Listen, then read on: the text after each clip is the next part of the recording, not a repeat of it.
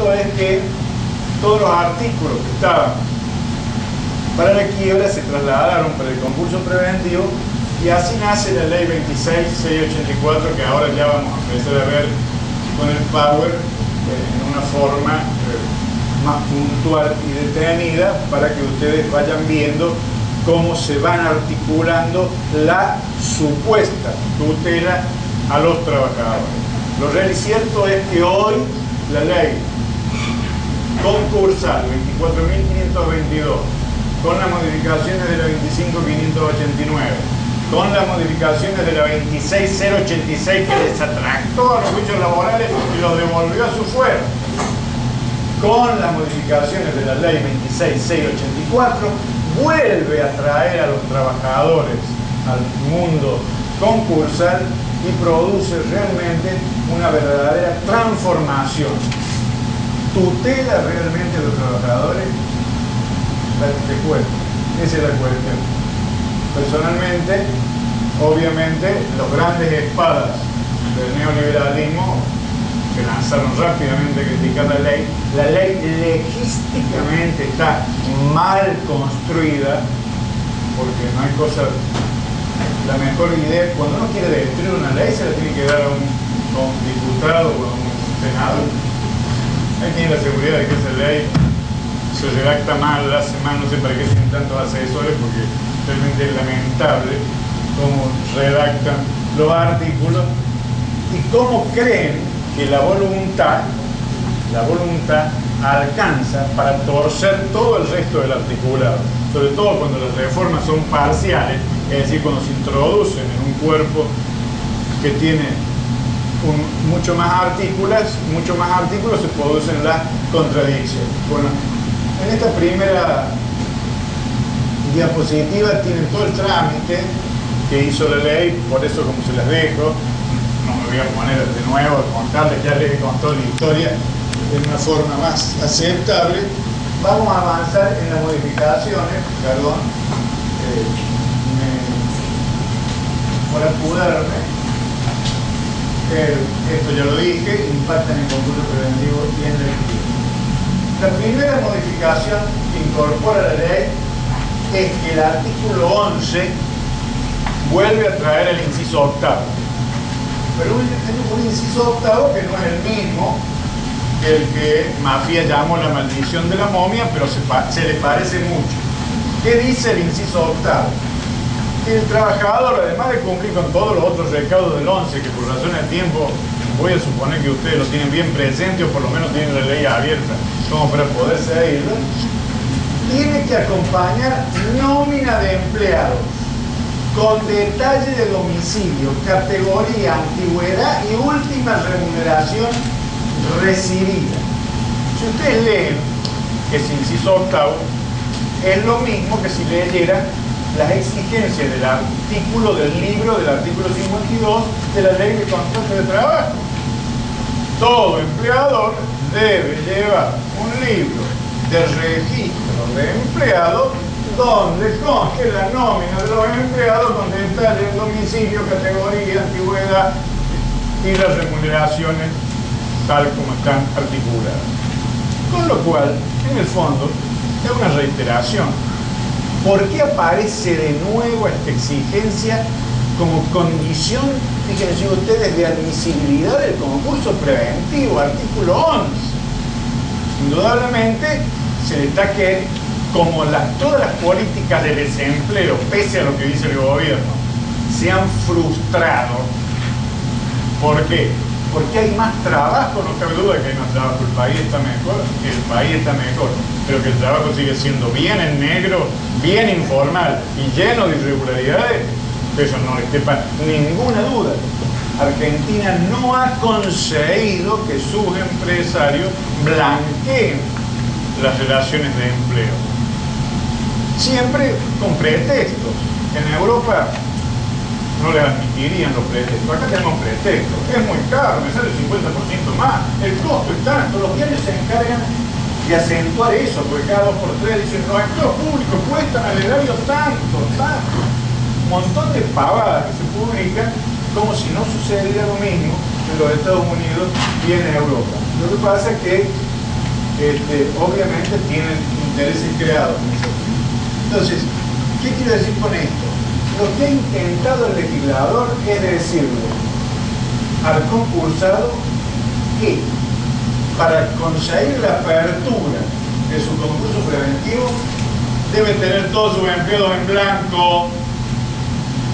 Bueno, zona. No me saco el saco porque acá está el micrófono, pero realmente como para sacarse el saco y decir, chicos, muchachos, señores y señoras, vámonos a casa, porque si queremos que solamente se concursen los que tengan empleados en blanco, somos unos ingenuos, no vivimos en Argentina. Entonces, esto que es tan simple y tan sencillo, por ejemplo, Victoria Donda no se lo pude hacer entender, que no lo estaban tutelando a los trabajadores, que no, eso no era tutelar a los trabajadores. Al contrario, si yo, ya con los años de experiencia, voy a presentar a un concursado, lo primero que hago es limpiar a todo lo que se informa antes de presentarme, ¿no es cierto? Entonces, en realidad, es una norma que no tutela a los trabajadores, los destutela. ¿Por qué? Porque aunque yo tenga una empresaria que se justifique en miles de excusas, algunas razonables, pero en miles de excusas, pero que evidentemente no se corresponde a la realidad de su planta de personal, con lo que es su libro del artículo 52 de la Ley de Contrato de Trabajo. ¿Sí? Es decir, donde hay un montón de... ¿Conocen por algo el monotributo? Los profesionales hacemos lo mismo, somos igual de... No utilizo ningún adjetivo calificativo, como trabajan los profesionales en los estudios jurídicos, en los hospitales, en los sanatorios. Es decir, ¿cómo tratan los médicos a los médicos recién recibidos? ¿Cómo tratamos los abogados recién recibidos? ¿Cómo tratan los arquitectos a los arquitectos recién recibidos? Monotributo. Porque no quiero que haya una relación de estudiantes. ¿Sí? Lamentable y tristemente eso nos debería doler como pueblo. Y esas son las cosas de fondo que deberíamos cambiar, ¿no es cierto? Porque entonces gano un poco menos, pero distribuyo mejor la torta. Eso es auténticamente justicia social. Lo demás es espejo de colores, como lo dije hace un rato. Lamentablemente, como esta no es la realidad, cualquier empresario que hoy esté ante una situación de dificultad económica general, para utilizar el término más genérico de cesación de pago, el que esté en crisis empresaria, para presentarse, tiene que acompañar nómina de empleado con detalle de domicilio de categoría. Imagínense mi hija, por ejemplo, que hace 6 años que está en un estudio de arquitectura importante, con muchas empresas en Córdoba. Fuera. Y esto va a ser la realidad de lo que va a conseguir este bendito inciso, que además le agrega lo que ya dice el inciso quinto, con lo cual es un absurdo. Deberá acompañarse también declaración sobre existencia de deuda laboral y de deuda con los organismos de la seguridad social certificada por contador público. Pero el quinto ya me dijo que tengo que acompañar nómina de todos los acreedores, además certificada por contador público. Y hablando de la correspondencia entre los asientos de la contabilidad y la certificación del contador público.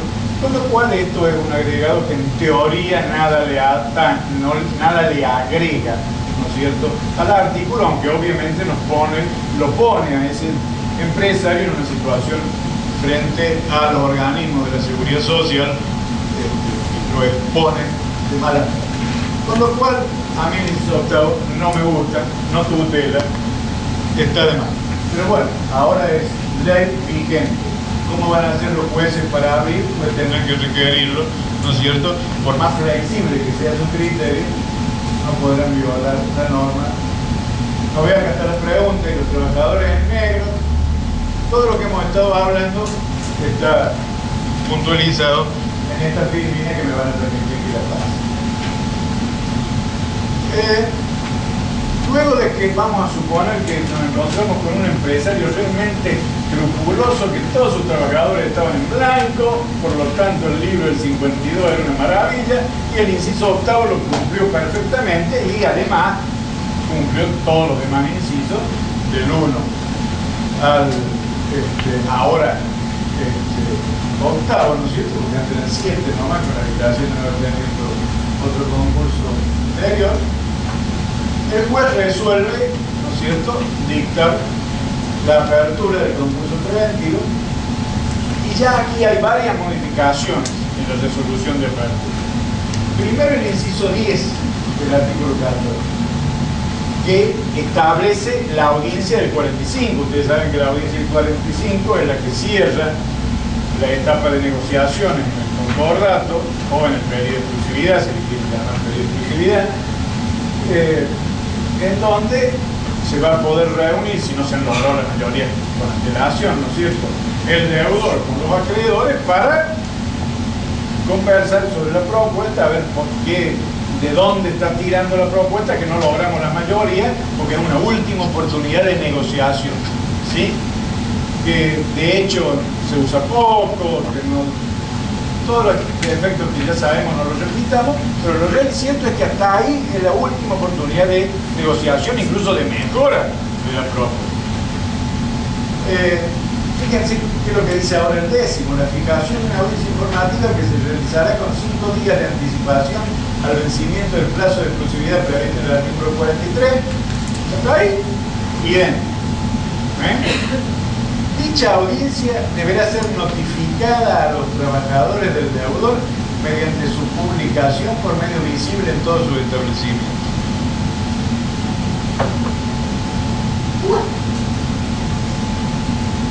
Entonces, ¿qué dijeron los mal pensados? Por lo que no les guste la ley.